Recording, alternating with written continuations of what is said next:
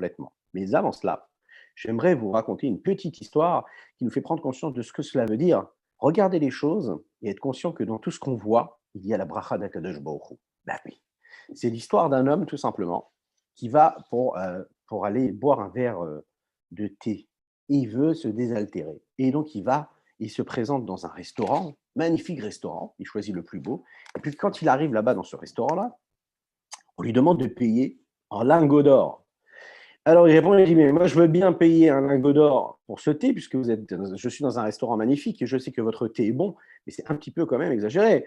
Votre thé, bon, bah, qu'est-ce qu'il vaut? Il vaut maximum 1,50 € le thé. Ok, le verre, et puis pas seulement le verre, mais l'eau. Allez, à tout casser, on arrive à les 10 euros, aux 10 euros, hein? On est large. Comment un lingot d'or, vous me demandez de payer un lingot d'or? Et là, tout simplement, on lui répond, on lui dit, mais regardez un petit peu où est-ce que vous êtes. Est-ce que vous êtes conscient de là où vous êtes? L'endroit dans lequel vous êtes rentré, c'est un endroit qui est magnifique, qui est phénoménal, qui a les plus belles richesses et on a utilisé les plus beaux matériaux du monde pour concevoir l'élaboration de ce restaurant-là. Et donc peut-être que vous êtes en train de boire un petit thé, tout simple, hein, tout simple, tout simple. Et il faut savoir que l'endroit dans lequel vous vous trouvez, c'est un endroit, c'est un palais, c'est quelque chose d'unique. Pour entrer ici, les gens réservent des années avant. Donc, vous allez peut-être boire un thé, mais vous êtes dans un endroit qui est très particulier. Et puisque cet endroit-là est très particulier, et donc il va falloir agir en fonction. Et puis, vous vous comportez en fonction. Et donc, vous allez devoir payer beaucoup plus cher que la normale. Ah, quel est le nimshal? Qu'est-ce qu'on apprend de cela? Rabbi Israël Salant. Le Rabbi Israël Salant avait l'habitude d'apprendre à ses élèves une belle leçon, de l'enseigner une belle leçon sur cela. Il dit, avant qu'on mange un fruit, avant de commencer notre journée, avant chaque chose, on doit faire et prononcer une bénédiction. La bénédiction, c'est ce qui nous permet de prendre conscience, de réfléchir à ce qu'on est en train de faire. Juste ne pas courir, ne pas foncer vers ce que l'on va consommer, mais à un moment précis, réfléchir, qu'est-ce que je suis en train de faire? Je vais à ce moment-là consommer un fruit. Et donc avant de faire la bracha, je réfléchis, je me dis, voilà, de quoi est fait ce fruit-là? De quoi il est constitué? Qu'est-ce qu'il a eu besoin d'avoir pour pouvoir être un fruit aujourd'hui? Il s'est passé tellement de choses. Une terre, une graine qui a été plantée. Cette terre qui a été arrosée comme il fallait et qui a été labourée comme il fallait, qui a été entretenue comme il fallait, qui a donné la naissance à ce fruit-là. Et une fois que ce fruit-là est né, alors à ce moment-là, moi, je suis en mesure de pouvoir en profiter et puis je vais le consommer de cette façon ou de cette façon. Et donc, de cette façon, quand Rabbi Israël Salant disait, quand on réfléchit à cela avant de faire la bénédiction, eh bien, déjà, ça nous place dans un état d'esprit où on remercie le maître du monde d'avoir créé tout cela, d'avoir créé le soleil qui brille, d'avoir créé cette pomme-là qui a pu pousser grâce à ce soleil, grâce à cette pluie qui est tombée à un moment et qui lui a permis de grandir, d'en faire un arbre, que cet arbre-là a donné des fruits et qui a fait pousser, qui a fait en sorte que ce fruit-là ait un goût si sucré, aussi bon que moi j'ai voulu le ressentir lorsque j'ai choisi ce fruit-là sur l'étal du marché. Ça, il faut savoir que cette notion-là de bracha, de bénédiction, c'est la réflexion qui précède la bénédiction. Et justement, c'est ce qui se passe quand on fait la bracha des Kohanim. La bracha des Kohanim, ou chaque bracha dans la tfila, c'est justement la capacité que l'on a de réfléchir à chaque chose, de réfléchir au sens de chaque chose. Lechaim, lechaim, lechaim. Bienvenue à ceux qui nous rejoignent sur les réseaux. N'hésitez pas à partager, n'hésitez pas à liker, n'hésitez pas à partager, c'est très très très important. Et ceux qui nous regardent, abonnez-vous aux chaînes YouTube et n'hésitez pas à envoyer vos noms et vous le verrez tout de suite dans la conversation pour faire participer également le dour qu'on envoie tous les jours, le compte rendu qu'on envoie, pas tous les jours, tous les dimanches, au Rabbi de Lubavitch. Et donc, dans la bracha des Kohanim, il y a 3 yud, on l'a vu hier. Yevarechecha Hashem bishmerecha, Ya'er Hashem panav elecha vechuneka, Issa Hashem panav elecha v'yasem lecha shalom. Ces 3 yud-là. À quoi font référence les 3 yud? Alors, il faut savoir que les yud font allusion aux 3 situations dans lesquelles la sphira de Malchut, nous avons quitté la sphira de Malchut hier, la royauté. Et qu'est-ce que c'est la Malchut? C'est ce qui représente ce qu'on appelle Nukva. Nukva, c'est-à-dire l'homme face à la femme face à l'homme, la femme correspond au Malchut. L'homme correspond à quoi? Au Zeher Anpin. L'homme, c'est l'influenceur, c'est le donneur. La femme, c'est celle qui reçoit Malchut. Ze'er Anpin, ce sont les midot, les traits de caractère, les vertus, et les vertus qui donnent à Malchut. La Malchut est inclue, elle reçoit et elle se nourrit de ce Ze'er Anpin-là, de ces midot. On le dit en résumé, mais c'est ce qu'on avait vu ensemble déjà. Les 6 séphirotes. Les 6 séphirotes. Chesed, Gvura, Tiferet, Netzachod, Yesod, qui se dirigent vers Malchut. Et on voit qu'à chaque fois, ça intervient à 3 niveaux différents dans la Torah. C'est décrit cela, cette Malchut-là, de 3 façons. À chaque fois sous une forme féminine, mais à chaque fois sous une forme différente. Première chose, c'est la Malchut telle qu'elle apparaît en tant que fille, fille à son papa. Deuxième chose, en tant que femme, l'épouse de son mari. Troisième chose, la mère, en tant que mère, mère de son enfant. Commençons par la première chose. Premier élément que l'on peut trouver, c'est quand on dit tout simplement Eshet Cha'il Ateret Bahala. La femme vertueuse, telle qu'elle est décrite par Shlomo HaMelech, femme vertueuse qui est la couronne de son mari. La couronne, la Malchut, cette femme-là, c'est celle qui embellit et qui est au-dessus de son mari, c'est le Ze'er Anpin. Eh oui, puisqu'elle est au-dessus de sa tête. Il y a également ce qu'on appelle la bat, la fille. Dans la Torah, c'est marqué également Shimi bat Uri. Bien sûr, quand on parle ici de la femme, on est d'accord que la référence.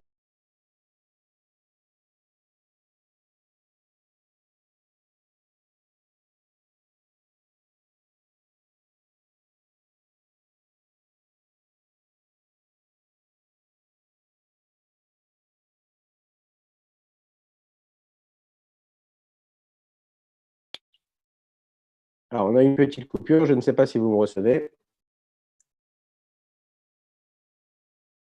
Ouais. Est-ce que vous me recevez ou pas? Je ne sais pas. Ouais, c'est bon. On va partir du principe que là, c'est bon. Il y a une petite coupure. Et donc, la référence du peuple juif face à Kadosh Baruch Hu, c'est la référence du clan d'Israël qui correspond à l'époux d'Akadosh Baruch Hu, qui lui représente donc ce mari-là. Donc, toute notre vie à nous, ça va être dans cette posture-là, de toujours recevoir ce que Dieu nous donne et de lui renvoyer. Mais d'une certaine façon, et d'une certaine façon, on est le but à atteindre, justement, par Dieu lorsqu'il crée le monde. Donc, on est cette malchoute-là. Parfois, elle est appelée bat. Dans le texte, on dit Shimi bat Uri, écoute ma fille et regarde. De la même manière que la fille, c'est celle qui reçoit de son papa, qui prend soin d'elle, la même chose. Les bénis Israël sont considérés comme la malchoute. Et ils se trouvent en bas d'Akadosh Baruch Hu et ils reçoivent de Dieu, qui là est représenté par le Ze'er Anpin.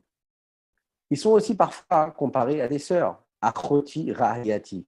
Achoti Rahayati, c'est sœur, ma bien-aimée. Qu'est-ce que cela veut dire? C'est-à-dire qu'on se place à un niveau, au même niveau que le Ze'er Anpin, le donneur. Alors que parfois, on peut être appelé aussi Imi. La Malchoute est appelée la maman. Imi, c'est quoi? C'est d'être encore une fois dans une situation qui est au-dessus du Ze'er Anpin. Plus précisément, on voit que le Midrash fait allusion et fait ressembler à Kadosh Baruch Hu à un roi qui aurait une fille unique. D'accord? Et un roi qui a une fille unique, eh bien, tel un papa qui chérit sa fille unique, on imagine un roi qui chérit sa fille unique, imaginez Akadosh Baruch Hu qui chérit tout simplement le peuple entier de la même façon. Pourquoi est-ce que l'on parle de cette façon-là? Et pourquoi chercher à créer une allusion avec ces différentes appellations et ces différentes situations qui correspondent à cette malchoute-là? Il faut savoir que la première bracha qui correspond donc à cette sphira de malchoute, dans sa situation normale, elle reçoit de son essence du donneur du Ze'er Anpin, elle est ce qu'on appelle la fille. Cette fille-là, qui a priori, avant qu'elle ait son indépendance et qu'elle grandisse, la seule chose, c'est qu'elle reçoit de l'homme. Rien ne vient d'elle, elle reçoit tout de son papa. Et donc, puisqu'elle reçoit tout, elle lui est annulée et complètement soumise. Dès l'instant où elle va prendre son indépendance, alors là, elle va pouvoir évoluer. C'est un peu l'exemple que l'on donne également par rapport aux forces, au potentiel, aux capacités qu'un homme peut avoir. Un homme, dans sa parole, quand il utilise la parole, on l'a expliqué, la parole, c'est la malchoute, puisque la parole reçoit. La parole est un véhicule de connexion avec le reste, avec l'homme qui est en face de nous, avec les personnes qui sont en face de nous. La parole, c'est ce qui nous permet de nous connecter, de partager et justement de diffuser ce que l'on a nous en nous. Quoi? Ce que l'on a comme ressenti, comme ergeshim. Ces ressentis-là et ces sentiments qu'on a en nous, on a besoin d'un outil pour les diffuser, pour les partager. Et quel est ce véhicule-là? C'est ce qu'on appelle le malchut. C'est ce qu'on va appeler ici la parole. Cette parole-là, correspond au malchut. Maintenant, la parole sans les sentiments, elle ne sert à rien, puisque la parole est juste là pour faire passer quelque chose que l'homme a en lui. C'est juste un véhicule, c'est un moyen de transmission, si on veut. Et donc, la seule chose qu'il fait, c'est d'exister à travers ce qu'on lui donne. Ces midot, les traits de caractère, les vertus de l'homme, vont donner à l'autre. Vont donner quoi? Ce qu'elle ressente. Par exemple, si c'est vers un autre homme ou si c'est vers Akadosh Baruch Hu, on a besoin de partager et de faire exister ce que l'on ressent, le message de Dieu qui est à l'intérieur de nous-mêmes, de notre personne, de notre personnalité, de notre être entier, à travers la parole. C'est la raison pour laquelle prier, cela ne suffit pas, on l'avait vu ensemble, de juste penser. Il faut prononcer les mots. Akimat sefatav avema, c'est le fait juste de prononcer les mots avec ses lèvres et sa bouche, eh bien, c'est déjà une connexion avec Dieu. C'est considéré comme une action. Même si on n'a pas la bonne kavana, comme il faut, on n'a pas la bonne intention, il faut prononcer chaque lettre et chaque mot. Quand on prononce chaque lettre et chaque mot, alors on connecte le ressenti, ce qu'on a à l'intérieur de notre pensée ou de notre cœur, et on le passe et on le transmet. C'est un petit peu comme la Lune n'est rien si le Soleil ne décide pas de l'éclairer. Donc la Lune et la lumière de la Lune, c'est uniquement et simplement que le reflet de ce qu'est le Soleil. La particularité première que la Malchut a, c'est le fait qu'elle ait la capacité de totalement annuler à son donneur. C'est-à-dire qu'elle est là pour recevoir. Son principe, c'est de recevoir. Ensuite, une fois qu'on a compris ce que ça veut dire Yeva Echecha Hashem, on arrive à comprendre ce que veut dire Ve'ishmerecha. Le troisième mot de cette bracha-là, une fois qu'Hachem bénit, on a dit béni, c'est-à-dire faire descendre vers nous, toujours dans cette attitude-là de malchut, il faut garder cet état, puisque cet état-là peut disparaître, peut s'en aller. Comment on fait pour le garder? Dans cette situation-là, il faut savoir que comme dans les forces de l'homme, ces capacités-là, quand l'influence vient, comme on l'a dit tout à l'heure, des sentiments et qui passe par la parole, dans la parole, il y a juste la partie extérieure de la vertu et du sentiment qui se dévoile dans la parole. Mais les parties intérieures qui sont cachées, qui sont à l'intérieur de l'homme, ça, il les garde. Il a envie de diffuser, de donner, mais il ne va pas tout dévoiler. Souvent, quand on ressent quelque chose, eh bien, on ne dévoile pas tout ce qu'on ressent parce qu'on a peur d'être vu sous notre vrai jour. On a un ressenti, on sent quelque chose, on ressent quelque chose. Souvent, on va laisser passer quelques sentiments, quelques ressentis, mais jamais vraiment ce qu'il y a au fond de nous-mêmes. On fait passer ça par un filtre.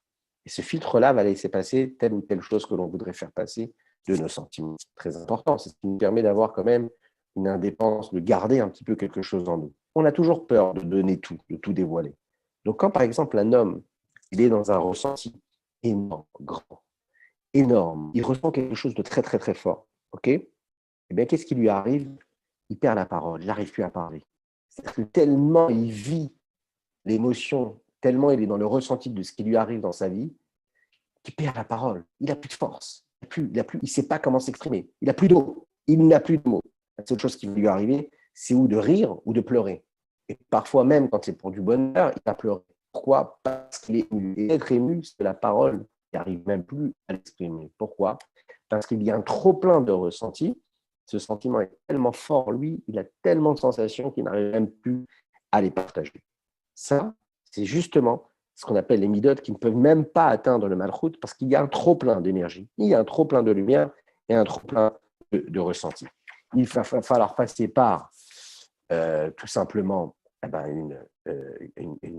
un moment où on va prendre du recul, on va se calmer, et lorsque les sentiments vont se calmer, vont redevenir à une allure un petit peu, on va dire, plus normale, hein, lorsque ce feu-là va se calmer, il va devenir un petit peu plus haut, hein, ce qu'on appelle l'eau, à ce moment-là, il va pouvoir raconter, se calmer posément, trouver les mots qui vont lui permettre de partager et de raconter à la personne qui est en face de lui, gentiment, sereinement, en respirant chaque mot, qu'est-ce qu'il a ressenti, comment il a ressenti, qu'est-ce qui lui est arrivé, qu'est-ce qui lui est arrivé, pourquoi est-ce qu'on l'a embêté au parc, pourquoi est-ce qu'on si c'est un enfant qui s'est fait mal au parc, si c'est un adulte qui a eu un problème au travail, alors il va pouvoir raconter ce qui lui est arrivé. Et si c'est quelque chose de magnifique, de beau qui est arrivé, eh bien, il va pouvoir trouver les mots pour exprimer chaque chose qu'il a ressentie, etc., etc.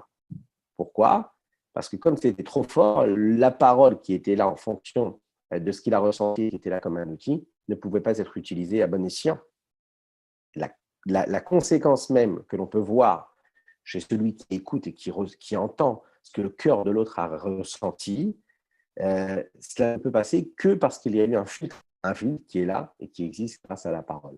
De la même manière que la lune peut recevoir du soleil, uniquement cette petite lueur-là, qui nous permet également d'éclairer la planète, mais qui est toute petite par rapport à ce que le soleil est. Pourquoi? Parce que si vous voulez, dans le soleil, il y a la partie inférieure et la partie profonde du soleil.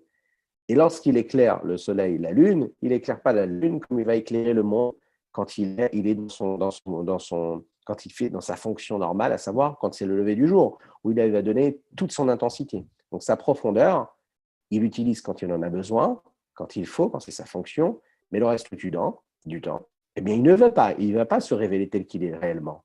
Il va donner à la lune ce qu'elle a besoin. Ouais, c'est un petit peu la même chose. Savoir à chaque fois cacher ce que l'on doit cacher et donner ce que l'on doit donner. Et l'outil, ça va être la parole. Maintenant, ce qu'il faut juste savoir, la conséquence de cette lumière-là, de cette lueur qui provient de la lune, est très, très, très faible. Et on le sait très, très bien que c'est parfois à des moments précis de la nuit et pas tous les jours du mois. La nuit, c'est quand la nuit, la lune est présente, on ne la voit pas vraiment. Elle est souvent cachée. Et quand elle est cachée, on ne la voit plus du tout. Alors que le soleil, même quand il y a un nuage qui passe devant, on continue quand même à le voir. Donc, c'est un reflet et qui est assujetti au changement de ce qui se passe autour de lui. Quoi? Tout simplement, quel jour on voit la lune le plus? Le 15 du mois. Voilà, quand il y a la pleine lune, on voit qu'il y a la pleine lune, elle est là, elle est présente. Mais les autres jours du mois, la présence de la lune n'est pas aussi forte. Donc c'est altéré. Pourquoi? Parce que le soleil, lui, dans sa fonction, là, quand il éclaire la lune, il utilise tel ou tel outil, et pas tel ou tel outil. Il ne veut pas tout dévoiler, il veut garder quelque chose. C'est la même chose chez l'homme. On a la possibilité de donner tout ce que l'on a en nous, tout ce que l'on ressent, et puis la force, c'est toujours de réussir à trouver, de jauger, trouver une bonne mesure pour dévoiler une certaine facette de sentiment, mais pas tout dévoiler. Il faut garder quand même son petit jardin secret et ne pas tout dévoiler.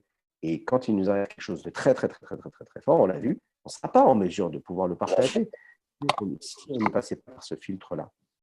Et c'est donc ça, ce qu'on appelle le malchut. La malchut, c'est cette capacité-là de recevoir de l'extérieur des sentiments, c'est-à-dire elle reçoit la partie inférieure et extérieure de tout ce que les midot peuvent être. Cette influence-là descend de la malchut au Béné Israël, aux Juifs, au peuple juif, d'accord?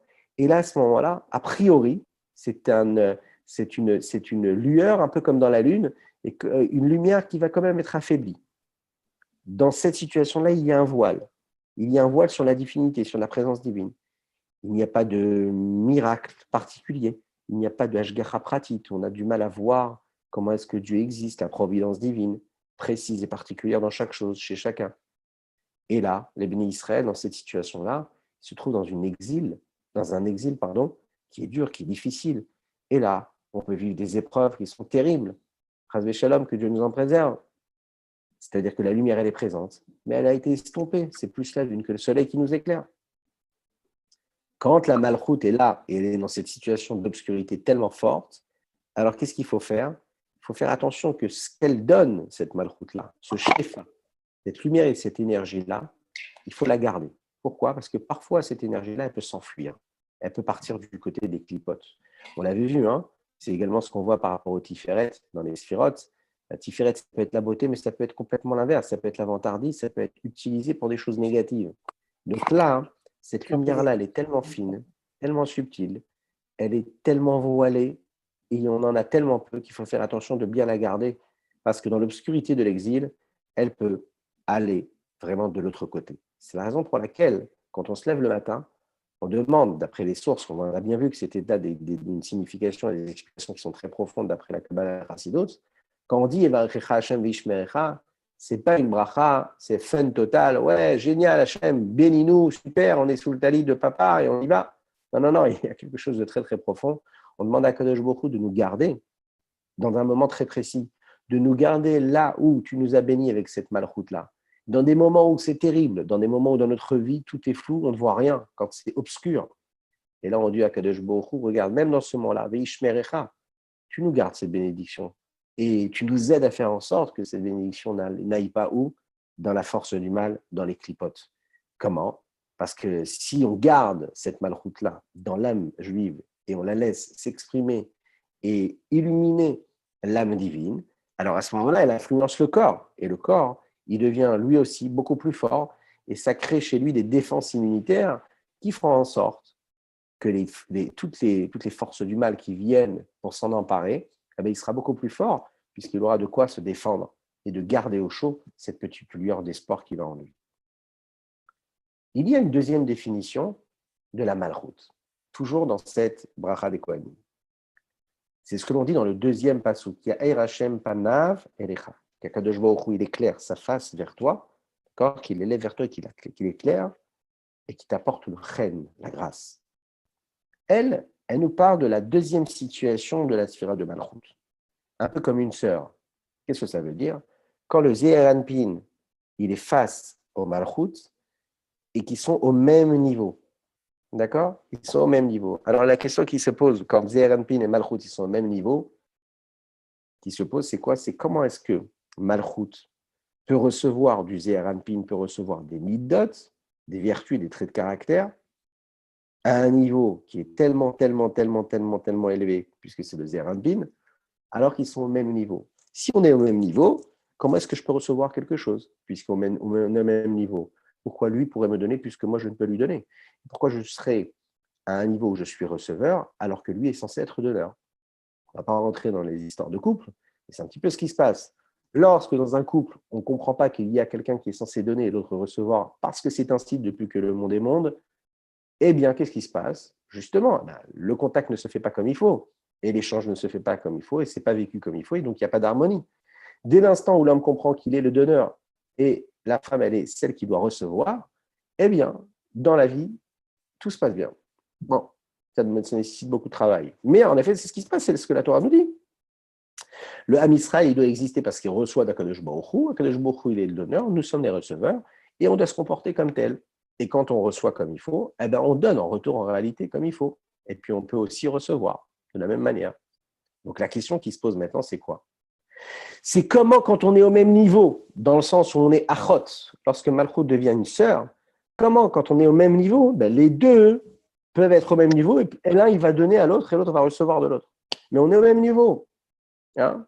Ah oui, dans tout le système d'enchaînement, il y a le donneur et le receveur. Et puis, on sait très très bien que celui qui est donneur, il est au-dessus de l'autre. Ça ne veut pas dire qu'il est plus important que l'autre, mais en tout cas, sa fonction, c'est de donner. C'est l'exemple que l'on peut trouver, par exemple, entre un maître et son élève quand il lui enseigne. Eh bien, le maître, il se trouve à un niveau qui est plus élevé que l'élève, et ici, il comprend beaucoup plus ce que l'élève peut comprendre. Et parce qu'il peut comprendre plus que ce que l'élève peut comprendre, il est en mesure de pouvoir lui expliquer ce qu'il faut, comme il faut, en trouvant les mots et les exemples. Et tout ce qui va lui permettre justement d'arriver à la compréhension totale de chaque mot et de chaque idée. Très important. Alors, pour essayer de comprendre ça, on va essayer de comprendre comment l'influenceur et le donneur et le receveur peuvent se retrouver au même étage et au même niveau. Il faut se rappeler d'une chose, que les rapports dont on a parlé tout à l'heure entre le Soleil et la Lune correspondent vraiment à cette situation-là. Qu'est-ce que ça veut dire? Au moment de la création du monde, la situation était différente. Au moment de la création du monde, le Soleil et la Lune étaient au même niveau. Comme il est dit, Vayas Elohim et Shene Ameorot, à Gedolim, il les a constitués tels qu'ils étaient, à savoir les deux, Shene Ameorot, à Gedolim, les deux grands éclaireurs. Que dit le texte juste ensuite? Et Tamaor Gadol, même chez les Tayom, et Tamaor Katan, même chez les Alayla. Et là, il va commencer à les différencier. Il va dire attention, celui qui est là pour éclairer le jour, ça va être le Maora Gadol, le grand éclaireur, le soleil. Et puis, celui qui est le Maora Katan, le petit éclaireur, lui, ça va être quoi? La lune. Mais à la base, quand ils sont créés, on l'a bien dit, il les a fait, les deux, des grands. C'est seulement après qu'ils changent. Pourquoi? Parce que la lune est venue voir le soleil. Vous vous souvenez de cette histoire? Elle est venue voir le soleil, elle lui a dit, hé, c'est pas possible, il ne peut pas y avoir deux rois qui vont gouverner, le soleil et la lune. Il y a une seule couronne. Tu ne peux pas donner une seule couronne pour deux rois. Il faut qu'il n'y en ait qu'un seul. Et là, comme souvent, hein, on le sait, il ne faut jamais parler. Il ne faut jamais rouspéter. Parce que celui qui se plaint, c'est toujours celui qui va prendre en premier.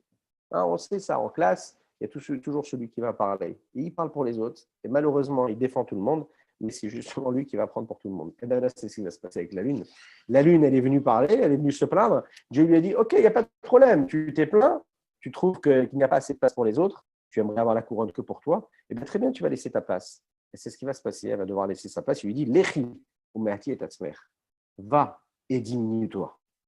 Et c'est ce qui va se passer. Donc, on voit qu'au moment où le Soleil et la Lune, eux, sont créés, ils sont au même niveau. Et à cette période-là, là, quand il est créé, le Soleil donnait quand même sa lumière à la Lune.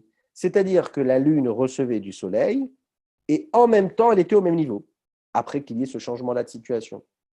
Donc, il faut savoir que dans les forces de l'homme et de nos capacités, il y a aussi une situation qui correspond à cela.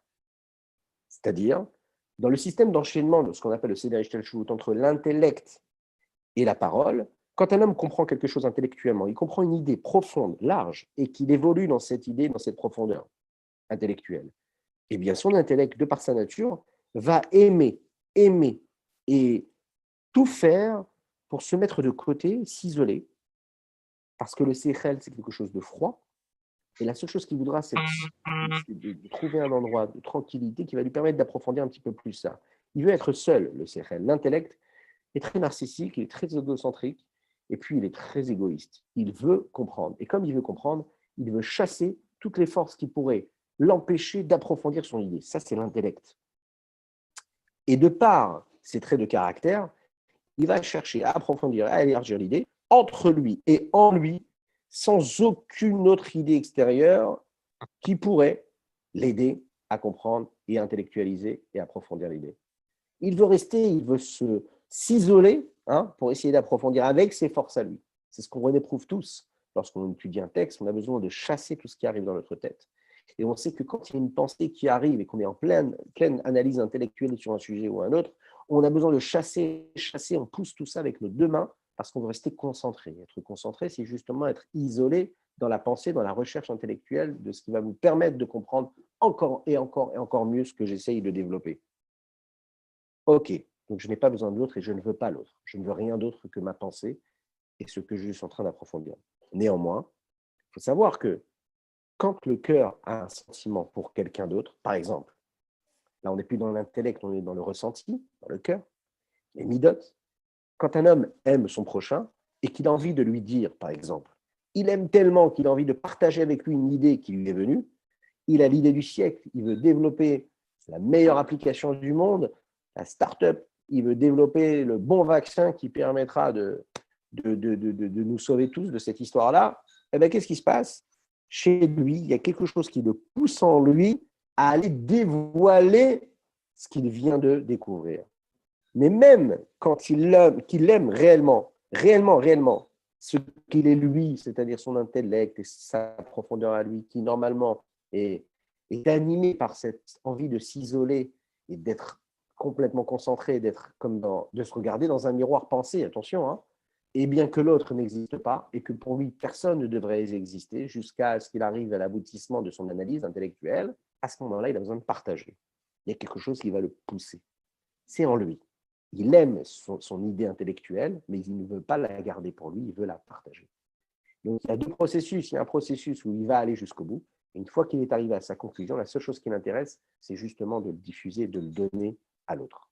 Donc, ce qui le pousse à enseigner à l'autre ne vient pas du séchel, de l'intellect. L'intellect, c'était quelque chose qui était très égoïste, qui était isolé pour comprendre pour moi-même. Et la seule chose qui m'intéresse, c'est que moi, je puisse comprendre. Une fois que j'ai bien compris, là, je passe le relais à qui? Au sentiment. Et là, le sentiment est là. Le cœur, il est là pour partager. Et souvent, ce qui se passe, c'est qu'ensuite, qu'est-ce qui prend le relais? Ce n'est pas l'intellect qui prend le relais. C'est par exemple le sentiment de grandeur, d'honneur, d'orgueil, de fierté. Ça peut être des fois négatif ou positif, mais en tout cas, ça va toujours être des midotes qui vont vouloir partager une idée. Attends, qu'est-ce qui était à la base de cette envie-là de partager. C'était une idée intellectuelle, d'accord? Cette idée intellectuelle, c'est une idée froide. On l'a expliqué, une idée froide, isolée, au-delà de toute sensation, de tout ressenti émotionnel. Pourtant, dès l'instant où on arrive à une conclusion intellectuelle, la seule chose qui nous intéresse, c'est de la diffuser. Et quand on va la diffuser, on ne va pas utiliser l'intellect. Si, on va utiliser l'intellect comme un outil qui va nous permettre de le diffuser, cette idée-là. Mais, qu'est-ce qui prend le relais? Eh bien, c'est la fierté, donc une mida. C'est l'orgueil, une mida. Le kavod, une mida. L'envie, une mida. Le bouillonnement, la joie d'avoir trouvé la bonne idée, c'est encore une mida. Tout ça, ça va être des sentiments. Et c'est ce sentiment-là qui va créer que je vais partager à l'autre. D'accord?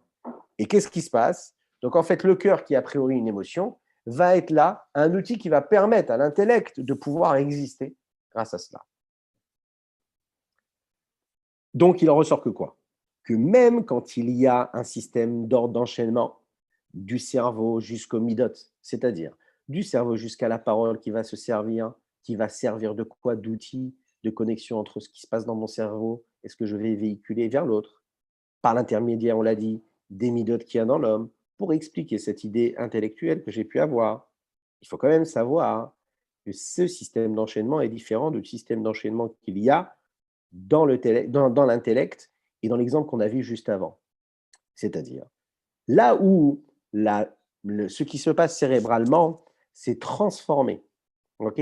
C'est transformé pour devenir quelque chose qui est un ressenti au point de descendre dans la parole.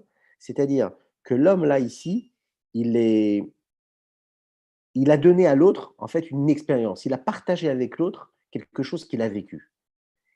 Là, dans notre cas à nous, ça n'est pas le cas. L'analyse intellectuelle et cérébrale est restée froide. Elle ne s'est pas transformée comme quelque chose de ressenti. Et la preuve, c'est qu'il a donné seulement une idée intellectuelle sans aucun sentiment de cœur. Ça veut dire quoi? Ça veut dire que les vertus et les émotions que j'ai mis en mouvement à ce moment-là, l'amour que j'ai pour l'autre, ou bien l'amour que j'ai pour l'idée que j'ai développée, m'ont aidé à faire passer l'idée intellectuelle par la parole.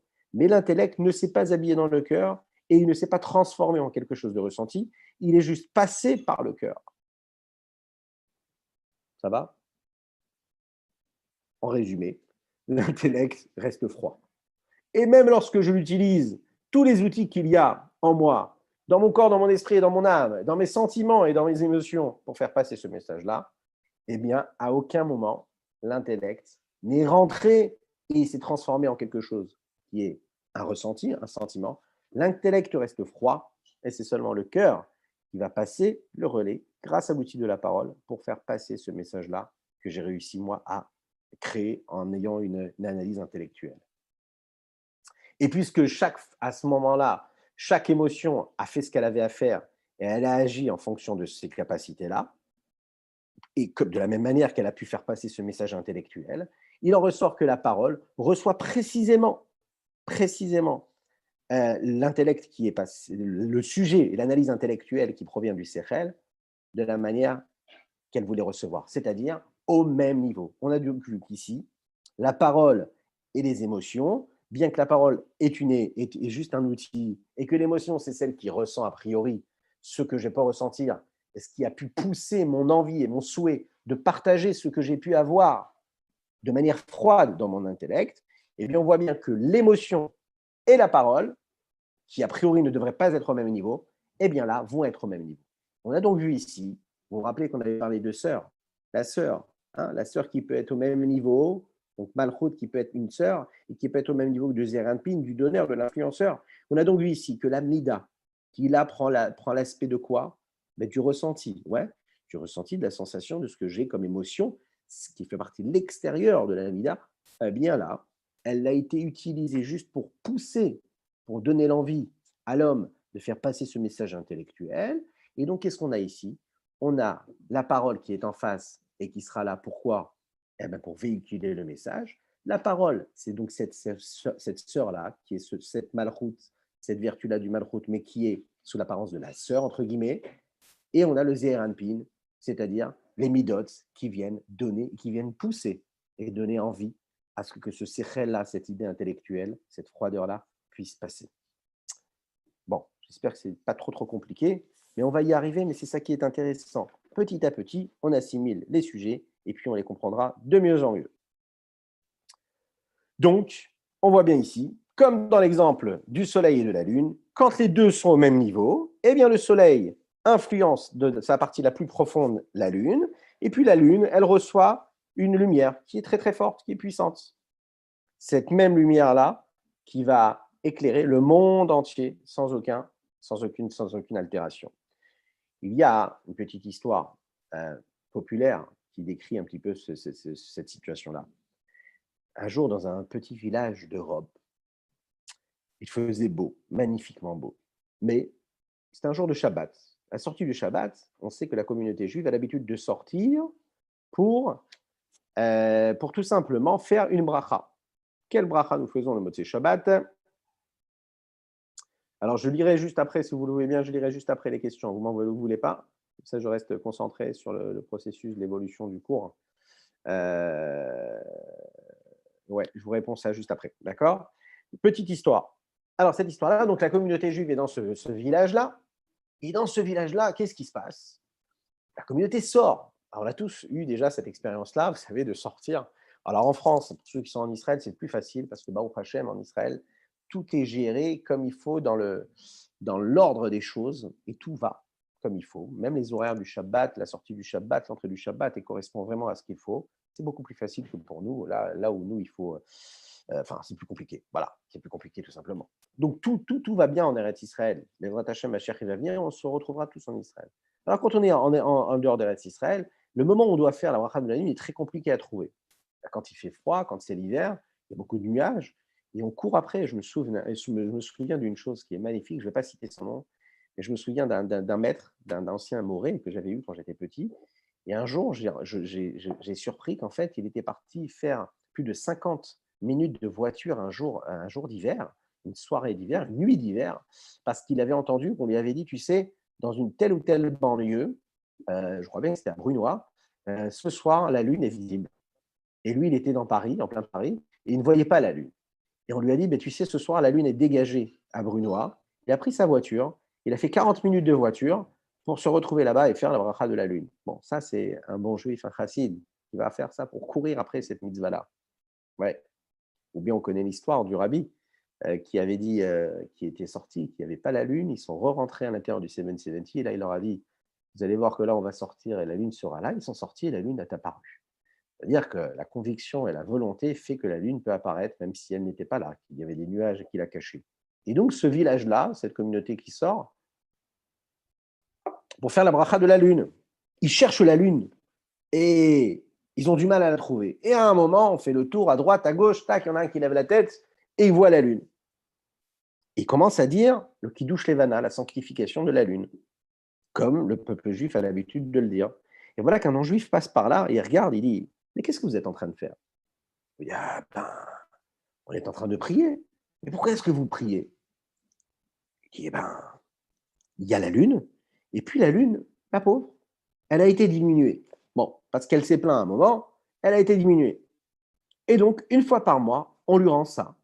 On fait une petite prière pour elle, une bénédiction, et on demande à Kadosh Baruch Hu qui nous envoie la délivrance, et que s'il nous envoie la délivrance, eh bien la lune, elle pourra retrouver toute sa splendeur comme lors du moment où elle a été créée, c'est-à-dire aussi pleine, aussi forte, aussi puissante, et qu'elle retrouve sa vigueur comme le soleil là.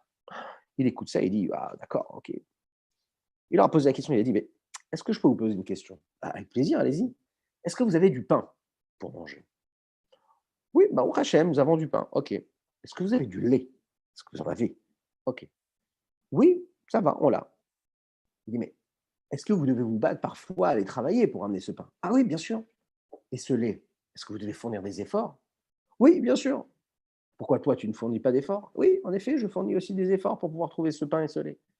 Et voilà que ce non-juif-là, il leur dit, mais la seule chose qui vous tracasse là, tous là, vous sortez de votre salle de prière dans un temps aussi froid que ça, pour aller chercher quoi? Une lune qui a été diminuée un jour il y a plus de 5000 ans, et puis que vous êtes là maintenant, la seule chose qui vous préoccupe, c'est de prier pour la lune qui a été diminuée, mais vous n'avez pas autre chose à faire. Priez pour d'autres choses, je ne sais pas, pour votre richesse, pour que justement que vous puissiez vivre en paix dans la tranquillité. C'est vraiment ça votre problème? Et est-ce que vous pensez qu'en priant pour la lune, tous vos problèmes journaliers et quotidiens vont pouvoir être résolus? C'est la seule raison pour laquelle vous priez, c'est ça. La vérité, c'est qu'en réalité, il faut savoir une chose, c'est que l'obscurité et l'exil dans laquelle nous vivons, et le fait qu'on puisse parfois, malheureusement, manquer à travers l'histoire de pain ou de lait, ou toutes les difficultés qu'on a dans l'exil, sont en effet, la Torah nous le dit, dues et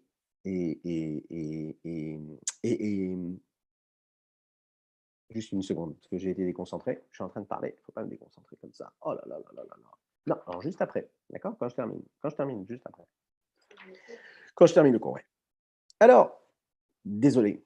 Tout ce qui se passe donc dans la vie d'un homme, c'est-à-dire toutes les difficultés de l'exil, en réalité, la Torah nous dit, et c'est la raison pour laquelle on donne autant d'importance à la bénédiction de la lune, toutes les difficultés, tous les manques qu'un homme peut recevoir et pour avoir dans la vie, eh bien, proviennent du fait que la lune manque de lumière. Et donc, ça n'est pas si insignifiant que ça. Bien sûr que quelqu'un qui nous voit prier comme ça dans la rue à 7h06, il se dit, mais pourquoi est-ce qu'ils bénissent la lune? Ils n'ont pas autre chose à faire. Mais non, quand on prie à Kadosh Baruch Hu et qu'on demande à Kadosh Baruch Hu de faire en sorte que cette lune-là ne reste pas diminuée et qu'elle retrouve toute sa force, eh bien, on pense à quoi en réalité? À tous les manques qu'il y a dans le peuple juif, dans notre histoire, et dans chacun, dans ce qu'on le reçoit tous. Parce qu'il faut savoir que la diminution qu'il y a dans la lune, c'est un peu notre sujet ici, hein, dans le sens spirituel, c'est une diminution de la lumière qui provient de la séphira de Malchut. Cette diminution-là entraîne quoi? Entraîne une diminution et un voile de la présence divine, de son dévoilement ici-bas.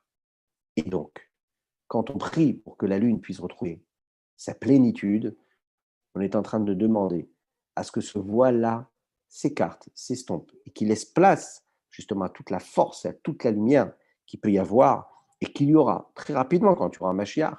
Quand il y aura un Mashiach, la lune va retrouver toute sa force, et quand elle va retrouver sa force, eh bien, ce sera le top du top. C'est la raison pour laquelle, quand on dit dans le Kiddush Levana, on dit qu'Akadosh Baruch Hu, on dit Yemale Pegimat Alevana. Qu'est-ce qu'on dit? Les malot Pegimat Alevana. Veloye Bashum Miut. Veillez or Alevana Keora Chama. À ce moment, la lumière de la lune, elle sera comme la lumière du soleil.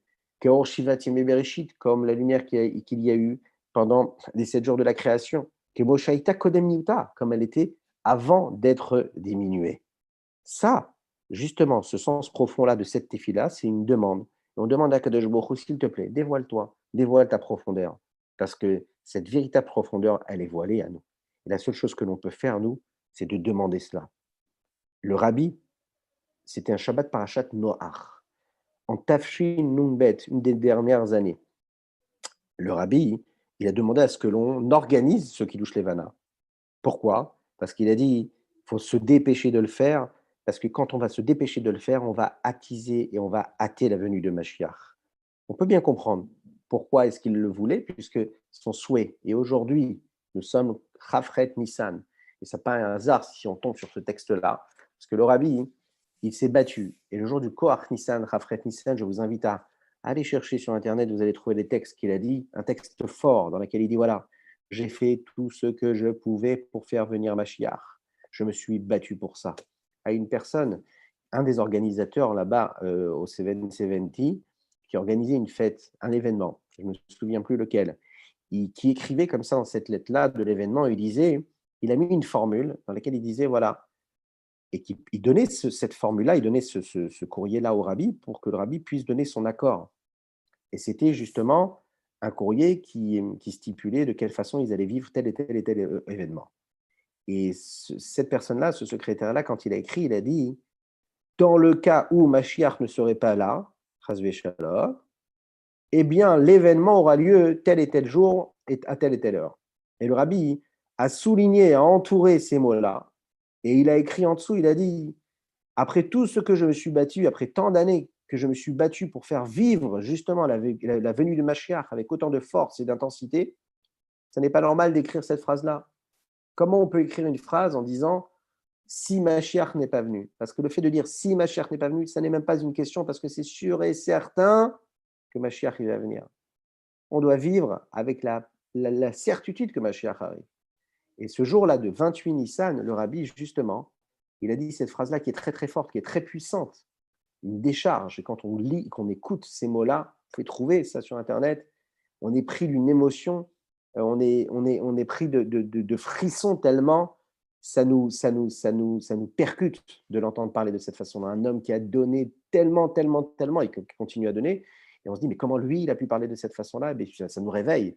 C'est un électrochoc qui nous dit, hey, on a du boulot. Pourquoi? Parce qu'il dit comme ça. Moi, j'ai fait ce que je pouvais, j'ai tout fait pour faire venir Mashiach. Maintenant, à tout ce que vous pouvez, vous, tout ce qui est dans vos pouvoirs, dans vos possibilités pour le faire venir. Et là, il s'adresse, il dit, s'il y a juste une personne ou deux qui aurait la possibilité de trouver l'idée, qui sache, lui, ce qui pourrait le faire venir, alors qu'il aille faire ce qu'il faut. Et on le sait très très bien, ce qu'il nous a laissé, c'est que chacun, bien sûr, on a cette possibilité, nous, de le faire venir. Ça peut être en faisant une bracha de la levana, en pensant à cela, ou la faisant machinalement, ou en pensant, en mettant de la kavana, de l'intention dans tout ce qu'on fait. C'est-à-dire à chaque fois de dévoiler ce Mashiach qui est en nous, c'est-à-dire nos limites, se surpasser, ne plus voir la matière et le monde qui nous entoure tel qu'il est, c'est-à-dire avec son apparence d'exil, mais justement voir la profondeur qu'il y a, la sainteté et la pureté qu'il y a dans chaque chose, voir la divinité, ne plus marcher mais voler, c'est-à-dire aller au-delà de la nature, chasser cette nature-là qui nous enferme et qui nous bloque, toutes ces limites-là, les limites sociales, physiques, corporelles, émotionnelles, tout ce qui font ce que nous sommes tous, chacun et chacune d'entre nous, on a la possibilité de passer outre. Et le Rabbi, quand il nous a dit ça, il nous a justement dit ça. Il est en train de nous dire, sortez de vos limites. C'est vous qui pouvez faire venir Mashiach. J'ai fait tout ce que j'avais à faire. Et puis, si on a un doute, et qu'on ne sait pas réellement comment le faire venir, eh bien, il suffit juste d'étudier ses écrits. C'est ce qu'on essaye de faire là maintenant, en étudiant la Chassidoute, en essayant de révéler tous ces trésors-là. Peut-être que ça nous fera prendre conscience un petit peu plus de ce que nous pouvons faire pour le faire venir et pour le révéler. Chacun doit prendre la bonne décision qui va lui permettre de révéler cette force-là qu'il a en lui. Alors, on va terminer, il nous reste quelques minutes quand même, on va terminer justement par, comme ça on aura clôturé cette bracha la des Kohanim et on pourra passer à celle qui vient juste après. Issa Hashem panav elecha vichuneka. On a vu donc Yevarechecha Hashem veishmerecha. Ya'er Hashem panav elecha vichuneka. Le Ya'er, c'est donc Akadosh Baruch Hu qui est le Zeher Anpin, le donneur, qui va éclairer la Malchut qui est quoi? Panav, c'est la face puisqu'il est en face et donc il lui donne, il éclaire et donc il révèle ce qu'il y a à l'intérieur. Et à ce moment-là, qu'est-ce qui se passe? Dévoilement divin ici-bas. Ce qui nous emmène au troisième verset. Issa Hashem panav elecha veyasem lecha shalom. Dieu va élever sa face vers toi, veyasem lecha shalom, et il placera sur toi la paix. Cette troisième bracha fait allusion à la troisième situation qu'il y a dans la Malchut. Là, on avait parlé de l'épouse, on a parlé de la fille, et maintenant on parle de la maman, de celle qui est au-dessus. C'est quoi? Qui est au-dessus de ces situations-là, de fille ou d'épouse. Et la maman, c'est quoi? C'est celle qui donne aussi la naissance. Mais la maman, ce qu'on appelle la maman, la matrice quelque part, est au-dessus même du mari. Comme on sait, Eshet Chayil Ateret Bala. Eh oui, on n'est pas misogyne. Et plus que ça d'ailleurs, on donne le respect à la dame. Et qu'est-ce que c'est le respect à la femme? C'est le respect à quoi? Je pensais que la femme, c'est le Knesset Israël, c'est le peuple juif.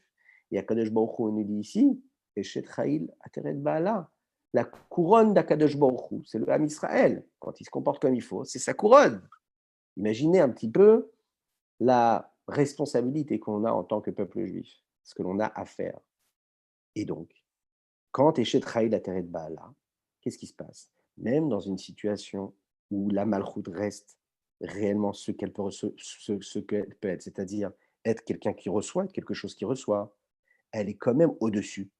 Question, comment quelqu'un qui reçoit peut être au-dessus de celui qui donne?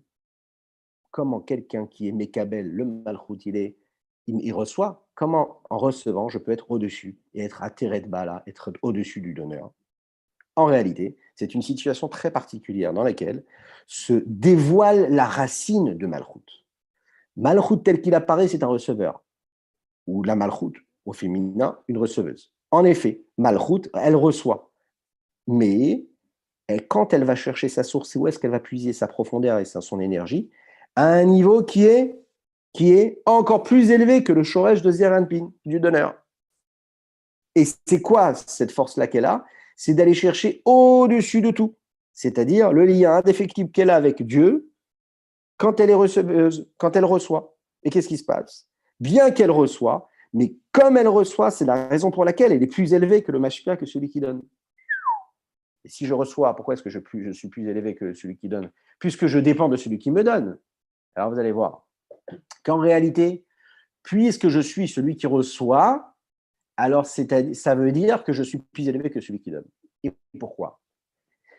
Quand on va dans la vie de tous les jours, on voit quelqu'un qui reçoit, on se dit « Oh là là, j'aime pas recevoir ». On connaît les gens, on est tous un petit peu comme ça, mais parfois il y en a qui sont plus que les autres, ils n'aiment pas recevoir. Je déteste recevoir. Je veux être que celui qui donne. Que celui qui donne. Parce que quand je reçois, ça veut dire que je manque de quelque chose. Et si je reçois et je montre que je manque de quelque chose, alors ça diminue un petit peu plus ma personnalité. Je suis dépendant de quelque chose. Et l'homme ne veut pas, il est fier, il ne veut pas être dépendant. Il veut être celui qui donne. Il ne veut pas recevoir. Quand il reçoit, ça veut dire qu'il dépend. Et non, il veut garder son intégrité, sa fierté. En réalité, la Chassidut nous apprend, quand tu reçois, quand tu sais recevoir, c'est la plus grande des noblesses. Pourquoi? Parce que celui qui reçoit, par définition, il est plus élevé que celui qui donne. Parce que s'il est dans une fonction, dans une situation où il est receveur, c'est que quelque part, sa fonction, c'est de recevoir ce que l'autre il doit donner. Et donc, celui qui donne a sa fonction de donner. Mais qu'est-ce que ça veut dire? Ça veut dire que si toi, tu es là pour recevoir et que l'autre, il est là pour donner, il est à ton service puisqu'il doit te donner, il doit combler un manque que toi, tu n'as pas. Alors, si je regarde d'un côté, je dis « Ah, mais ça veut dire que j'ai un manque et lui, il n'a pas ce manque », faux. Le fait que tu aies un manque, c'est-à-dire que dans le processus et dans le dessein divin, tu es là pour quoi? Tu es là pour recevoir. C'est-à-dire que ta fonction à toi, c'est de combler ce manque-là. Et donc, tu as une particularité. Cette particularité-là, c'est que tu dois recevoir. Et que quand tu reçois, tu reçois encore plus que celui qui donne. Parce que ta fonction à toi, justement, ça va être d'être ce receveur-là. D'ailleurs, la malchoute, vous vous souvenez, quand on a étudié les séphirotes, on l'a bien vu. La malchoute, elle est en bas. Mais où est-ce qu'elle est? Elle est dans le faisceau qui nous relie qui est vraiment au milieu de toutes les séphirotes et qui nous relie avec la Hatzmut, Akadosh Baruch Hu lui-même, l'essence même de Dieu, qui est au-dessus de tous les niveaux, toute contingence, toute limite. On a dans les séphirotes la Chesed de la Gevura et on a vu qu'on avait les Tiferet. Et on l'a expliqué hier. Les Tiferet, qu'est-ce que c'est? La Tiferet, hier soir, on l'a expliqué. Tiferet, c'est justement la jonction et l'harmonie qui est entre le Chesed et Gevura. Mais a priori, elle est en dessous de Chesed et Gevura. Mais on l'a vu qu'en réalité, elle est peut-être en dessous, mais elle a une force beaucoup plus grande que Chesed et Gevura. Pourquoi? Parce qu'elle est au milieu et elle est dans cette lignée-là qui la relie avec la profondeur du Keter. Le Keter qui est au-dessus, cette couronne-là qui est au-dessus du système de l'ordre de l'enchaînement. Donc on a vu quoi ici? On a vu que le Tiferet est relié avec un niveau qui est beaucoup plus élevé. Et dans la même lignée, tout en bas, on a quoi? On a le Malchut. Malchut qui est peut-être quelqu'un qui reçoit, mais en réalité, il peut donner. Et si vous avez 3-4 minutes, on va terminer sur ce sujet-là en donnant un exemple qui est magnifique. Un exemple qui est là pour comprendre bien et pour visualiser, matérialiser cet exemple-là. Il suffit de prendre l'exemple, on a parlé du rabbi. Et bien devant un rabbi, devant un grand maître, il y avait 2 chassidim, 2 élèves qui voyageaient chez le rabbi. Alors, il y a un des chassidim, de ces élèves, qui est quelqu'un qui est ce qu'on appelle en hébreu un maskil. Maskil, c'est un intellectuel, quelqu'un qui, le rapport qu'il a avec son rabbi, c'est l'étude, l'analyse intellectuelle. Et puis, on en a un autre, ce qu'on appelle, puisque les chassidim, à notre époque, on ne sait plus réellement qui on est, parce qu'on a du mal rien que déjà à s'approcher du travail de ce qu'on a à faire, mais à l'époque, dans les grands chassidim, vous aviez celui qui est maskil, qui est un intellectuel, celui qui est là, qui comprend les choses profondes dans la chassidoute, et puis il y a celui qui est appelé un oved. Le oved, c'est celui qui sert Dieu, qui est plus quelqu'un qui est dans le travail sur soi, le travail de ses traits de caractère. Il est concentré sur la tefila, il va passer des heures à prier, quand l'autre va passer des heures à étudier. Les deux, c'est 2 vraiment façons d'être. Et donc, dans ces chassidim-là, vous allez voir quelqu'un, par exemple, ce deuxième-là, qui était quelqu'un qui avait beaucoup de traits de caractère et qui travaillait ses midotes et qui, a priori, est un chassid simple, qui n'avait pas un niveau intellectuel très élevé. Alors, ces deux-là voyagent et ils vont chez le rabbi. Ils entendent du rabbi des paroles de Torah ou de chassidoute. Il y en a un, par exemple, qui va comprendre tout. Il rentre chez lui à la maison, il est rempli de ses trésors nombreux. Il a de quoi s'occuper. Il va devoir travailler, réfléchir pendant une longue période. Le deuxième, lui, quelqu'un de beaucoup plus simple. Il n'a pas assimilé les choses comme il fallait. Il a été là-bas, il n'a pas beaucoup compris, mais par contre, il a regardé le rabbi. Et le fait de le regarder, ça a créé une connexion et un renforcement de son attachement avec son maître qui est très, très fort. À tel point que sa émouna, sa foi, elle en a pris vraiment, vraiment, vraiment un très, très, très bon coup, puisqu'elle a été impactée au point qu'il ne vit que pour ça, qu'avec ça. Ça l'a rempli. Vous savez que ceux qui ont eu la chance d'aller voir le rabbi, parfois il y avait des gens qui ne comprenaient pas du tout, du tout, du tout les mots du rabbi, puisque le rabbi parlait en yiddish. Et parfois il y avait des gens qui venaient, et on peut le voir même encore dans les vidéos, on voit des gens qui venaient, qui n'étaient même pas des gens, parfois même pas religieux, qui n'avaient aucune notion de Torah, et puis qui écoutaient comme ça pendant des heures et des heures et des heures et des heures le rabbi. Vous aviez parfois des farmengen, ce qu'on appelle des farmengen, des hitvadout, des réunions chassidiques, où le rabbi pouvait parler pendant 5 heures, 6 heures, des fois plus que cela, 7 heures parfois d'affilée, entrecoupés de chants chassidiques, parler, parler, et puis ces gens-là qui écoutaient, écoutaient. Ils ressortaient de là-bas et ils étaient complètement transformés. Il y a des gens qui ont fait teshuva après, voilà, un farmengen, un voyage chez le rabbi, ils rentraient chez eux, toute leur vie changeait. Mais qu'est-ce qui s'est passé? Tu n'as rien entendu, tu n'as rien compris. Même si tu comprends sa langue, il faut comprendre tout ce que le rabbi a dit, puisque maintenant, même dans les livres, on peut passer des heures à essayer de comprendre ce qu'il a voulu nous dire. OK? Toi, tu n'as même pas compris la langue. Qu'est-ce qui peut t'impacter comme ça, qui peut influencer ta vie? En fait, le fait d'être présent, la simplicité de l'homme et sa émouna pshuta, sa simple foi qu'il a en lui, peut vibrer.